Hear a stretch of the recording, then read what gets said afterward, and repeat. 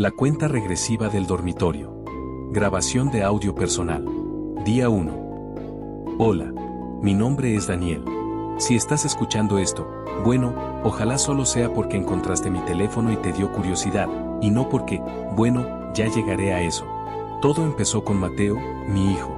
Tiene 7 años, es un niño normal, le encantan los dinosaurios, odia la coliflor y a veces tiene pesadillas. Lo normal, ¿sabes? Hasta que las pesadillas dejaron de ser normales. Fue hace 3 semanas. Un martes. Me desperté a las 3:17 de la madrugada con esa sensación rara, como si alguien me estuviera mirando. Salí al pasillo y vi la luz tenue de la lámpara de Mateo saliendo por su puerta, que estaba entreabierta. Lo escuché moverse. Entré.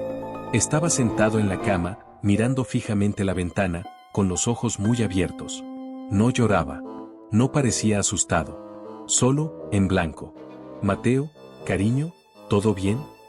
Él giró la cabeza muy lento, como si estuviera soñando despierto. Me miró, pero no me veía a mí. El señor de los números vino otra vez, dijo, con una voz plana, sin emoción. Me helé. ¿Qué señor, hijo? El que se sienta ahí, dijo, señalando el borde de la cama, junto a su pierna. Me dice números. Pero hoy dijo algo más. ¿Qué te dijo, Mati? Suspiró, como cansado.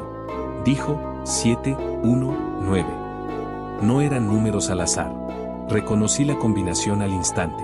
Era la fecha de nacimiento de mi esposa, Laura. 7 de enero de 1990. El 719. Lo acosté, me quedé con él hasta que se durmió. Pensé que era una pesadilla vívida, una coincidencia extraña. Hasta que volvió a pasar. Grabación número 4. Día 5, son las 3:18 de la mañana. Acabo de salir de la habitación de Mateo. Otra vez. Despierto a la misma hora exacta. Otro número. Hoy dijo, 2, 0, 2, 2. 2022. El año en que su abuelo, mi padre, murió de un infarto. Ya no podía ignorarlo. Se lo conté a Laura. Ella, que siempre es la voz de la razón, se puso pálida. ¿Estás seguro de que no le oíste mal? ¿O que no ha visto un reloj por ahí? Laura, él dice que alguien se sienta en su cama. Alguien que le susurra. Al día siguiente, fuimos al pediatra. El doctor, un tipo amable, nos habló de parasomnias, de despertares confusos, de estrés infantil. Nos dio unas pautas de sueño. Nos dijo que no le diéramos importancia, que no alimentáramos el miedo. Sonó lógico. Pero en su mirada, por un segundo, vi un destello de incomodidad. Como si hubiera escuchado algo similar antes y no quisiera hablar. De ello. Grabación número 7. Día 10. L. A cámara fue idea de Laura. Si es algo del sueño, lo veremos. Si él está medio dormido, hablando solo, la cámara lo captará. Y nos quedaremos tranquilos. Compré una cámara pequeña, de esas para vigilar mascotas.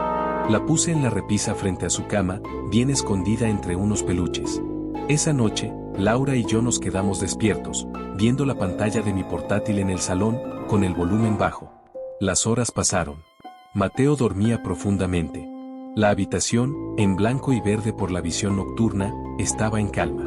Me estaba quedando dormido cuando, clic, un sonido digital, suave. En la pantalla, la hora cambió, 3:17. Y en la cama, Mateo se incorporó. De golpe. No como alguien que se despierta, sino como un muñeco al que le tiran de un hilo. Se sentó derecho, la mirada fija en el vacío frente a él, donde la cámara no alcanzaba a ver más que el borde del colchón. Mi corazón se paró. Laura me agarró el brazo con fuerza. Mateo no decía nada. Solo escuchaba. Asentía ligeramente, como si alguien le estuviera hablando. Podíamos ver su rostro iluminado por la luz tenue. Tenía una expresión de concentración. Como un estudiante escuchando una lección difícil. Luego, sus labios se movieron. Susurró algo. Acercamos el volumen al máximo. Su voz, captada por el micrófono de la cámara, salió fría y clara. 3, 1, 2, 0, 2, 4. Laura soltó un gemido ahogado. Yo no lo entendí al principio. Hasta que ella, con la voz quebrada, lo escribió en una servilleta, 3120-24. Es una fecha, Dani susurró. El 31 de diciembre de 2024. Nochevieja. Pero hoy es abril de 2024. Es una fecha futura. En la pantalla, Mateo hizo algo entonces. Giraba la cabeza lentamente hacia la cámara. Hacia nosotros. Sus ojos, en la visión nocturna, brillaban con un reflejo verde. Y sonrió. No una sonrisa suya. Era una sonrisa torcida, prestada, como si alguien más estuviera usando sus músculos. Dijo, con esa misma voz plana pero ahora dirigida al micrófono. Papá. El siguiente número es para mamá. Lo dirá el próximo martes. El Señor ya tiene su sitio favorito en la cama. La imagen se congeló. O eso creímos. Luego vimos que, en el borde inferior de la cama, la colcha se hundió. Se formó un hoyo perfecto, redondo, como si alguien con peso considerable se hubiera sentado allí. Y se quedó así, hundida, durante 30 segundos exactos, antes de volver a su forma lentamente. Mateo se acostó y se durmió al instante. Nosotros no dormimos en todo. A la noche. Grabación número 12. Día 14. El patrón. Llevamos 2 semanas documentando esto. Hay un patrón. Cada 3 días, a las 3:17 de la mañana, Mateo se despierta. El Señor viene. Le susurra un número. Los números son siempre fechas. Hasta ahora, ha dicho. 719, cumpleaños de Laura. 2-0-2-2, año de la muerte de mi padre. 312-0-2-4, 31 de diciembre de 2024. ¿Qué pasa entonces? 14-0-7, el 14 de julio. Mi cumpleaños. Es una cuenta regresiva personal. De nuestra familia. Y hoy es martes. El día que, según dijo Mateo mirando a la cámara, el Señor diría un número para Laura. Son las 3:16. Estoy en el pasillo, fuera de su habitación. Laura está en el salón, viendo la cámara. Tengo miedo. No miedo a lo que pueda ver, sino a lo que pueda oír. Porque una parte de mí ya lo sabe. Ya lo entiende. No es que el Señor prediga fechas. Es que las elige. Es la hora. 8-0-8, 8-0-8. 8 de agosto. Es dentro de 4 meses. ¿Qué pasa el 8 de agosto, Mateo? ¿Qué pasa? Se oye la puerta abrirse de golpe. Pasos de Daniel entrando a la habitación. Mateo está sentado en la cama, mirándolo. Su expresión es de una tristeza infinita, nada infantil. Mateo, el día que el Señor dejará de venir a mi cama, papá. Daniel, ¿por qué? ¿Se irá? Mateo, niega lentamente, no. Es el día que vendrá a sentarse en la cama de mamá. Porque ese día, la cama de mamá estará vacía. Se torna un silencio absoluto. La nota final de Daniel dice, hoy es 9 de abril. El 8 de agosto es la fecha de nuestro aniversario de boda. Laura ya no quiere dormir en nuestra habitación. Duerme conmigo en el sofá. Mateo actúa normal durante el día, pero por las noches revisa debajo de su cama y pone un peluche enorme en el borde, para que no haya sitio. La cámara sigue grabando. Y anoche, a las 3:17, aunque Mateo no se despertó, la colcha en el borde de la cama se hundió igual. Durante exactamente 1 minuto. Alguien, o algo, se sentó a esperar. Y lo peor no es el miedo. Es la certeza. Porque desde que empezó esto, Laura tiene unos dolores de cabeza terribles. Y yo he empezado a ver la hora a las 3:17 en todos lados. En el microondas, en la factura del gas, en la matrícula del coche de delante. Es como si, ahora que sabemos la fecha, el tiempo mismo se burlara de nosotros. Grabación número 23. 3 de agosto. 3:18 de la mañana. Soy Daniel. Quedan 5 días. 5 días hasta el 8 de agosto. La cuenta regresiva se ha vuelto nuestra cárcel. Cada mañana, Laura y yo nos miramos y decimos, un día menos. Pero no es un alivio. Es como ver caer la hoja del verdugo. Ya no dormimos en la cama. Dormimos en turnos en el sofá del salón, con todas las luces encendidas. Mateo duerme entre nosotros, agarrado a los dos. Durante el día, es un niño de 7 años. Juega, ríe, pide helado. Pero sus dibujos, Dios, sus dibujos.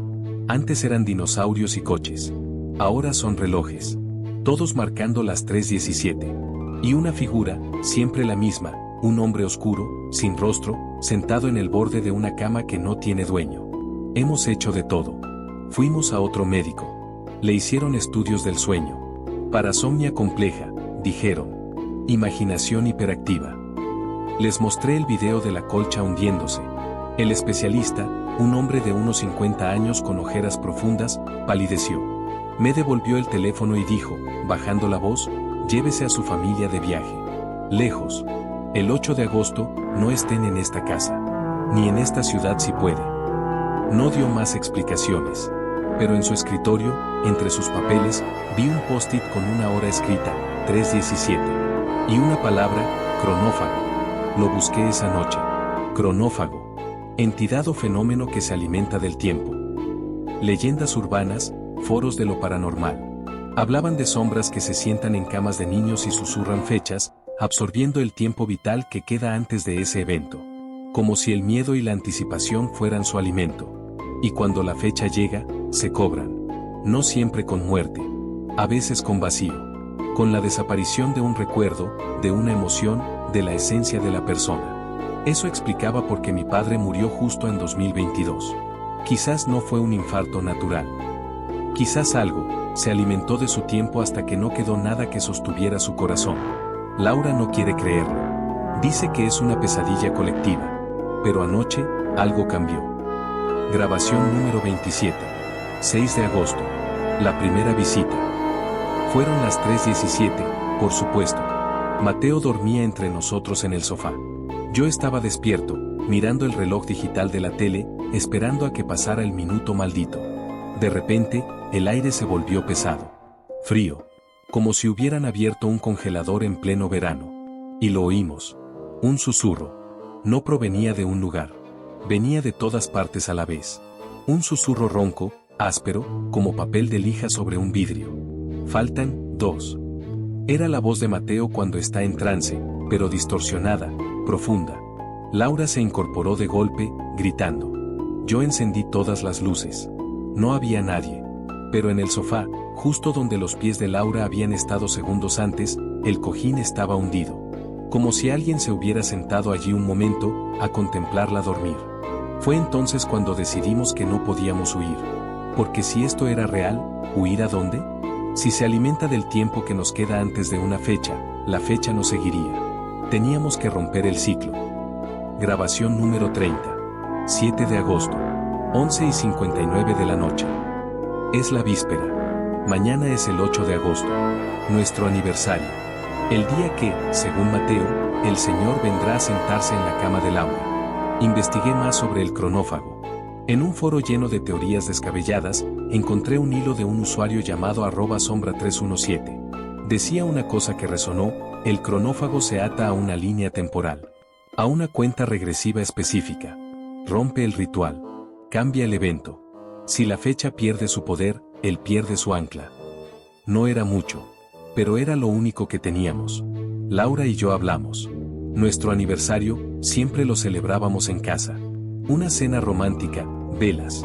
Un ritual de amor, de tiempo compartido. ¿Y si cambiábamos el ritual? Si convertíamos el 8 de agosto en algo tan ruidoso, tan caótico, tan lleno de vida y de otro tipo de tiempo, que el señor de los números no pudiera sentarse a susurrar en silencio, tomamos una decisión loca. Una decisión desesperada. Grabación final. 8 de agosto. 3:17 de la mañana. Estoy en nuestro dormitorio. La habitación que no hemos usado en semanas. Pero no está vacía. Está llena de gente. Laura está aquí, en el centro de la cama, rodeada. Están mis hermanos, sus mejores amigas, los vecinos que creyeron nuestra historia de una fiesta de aniversario sorpresa a las 3 de la mañana. Parecemos un grupo de sonámbulos con pijamas, pero todos estamos despiertos. Y estamos haciendo ruido. Mucho ruido. Suena música. No música suave, sino rock duro a todo volumen de un altavoz portátil. Estamos cantando, mal, muy mal, riendo a gritos, contando chistes. Los niños, Mateo y sus primos, están corriendo alrededor de la cama, chillando, jugando con matasuegras y lanzando confeti. Es un caos. Un hermoso, sagrado, ruidoso caos. La cama de Laura no está vacía. Está rebosante de vida. Enciendo la cámara que apunto al borde de la cama, al sitio donde siempre se hundía la colcha. El lugar favorito del Señor. Mateo se acerca a mí. Tiene una sonrisa verdadera, no esa sonrisa torcida. Me agarra de la mano y señala el rincón más oscuro de la habitación, cerca del armario. Papá susurra, sin miedo. Está ahí, pero no puede sentarse. La música le duele. Miro. Y lo veo. No es una figura sólida. Es como una distorsión en el aire, un parpadeo en la realidad, como el calor que sube del asfalto en verano. Tiene forma vagamente humana, pero se desdibuja. Se retuerce, incómoda. Cada risotada, cada nota alta de la guitarra, cada grito de los niños, hace que la distorsión parpadee más rápido, como una bombilla a punto de fundirse. El susurro llega, pero débil, ahogado por nuestro ruido. Mi sitio, mi tiempo, silencio. Laura, valiente, hermosa Laura, se levanta de la cama. Se planta frente a la distorsión. No huye. Le grita. Esta es nuestra cama. Y nuestro tiempo. No te lo damos. Vete. Todos nos callamos por un segundo, instintivamente. La distorsión se intensifica, avanzando 1 centímetro hacia la cama, como un animal olfateando su presa. Fue un error. El silencio, por breve que fuera, le dio fuerza. Entonces, Mateo hace algo. Corre hacia el altavoz, sube el volumen al máximo, y pone la canción más estridente que encuentra, el himno de su equipo de fútbol, gritado por 1000 aficionados. El estruendo es ensordecedor. La distorsión retrocede de golpe. Su contorno se deshace, se deshilacha en el aire. El susurro se convierte en un chillido agudo, de frustración pura, que solo Mateo y yo parecemos oír. Y entonces, en medio del ruido, veo los números. No en mi cabeza. Flotando en el aire, sobre la distorsión, como hologramas de humo sucio, 8-0-8. La fecha. Su ancla. Grito a todo pulmón, señalando, esa fecha ya no significa nada. Hoy no es un final, es una fiesta. Y, actuando por puro instinto, agarro un reloj de arena decorativo que tenemos en la mesilla. Es un recuerdo de nuestra luna de miel. Lo levanto y, ante el horror de todos, lo estrello contra el suelo, justo frente a la distorsión. La arena fina y dorada se esparce por el suelo. La distorsión se congela. Los números parpadean violentamente.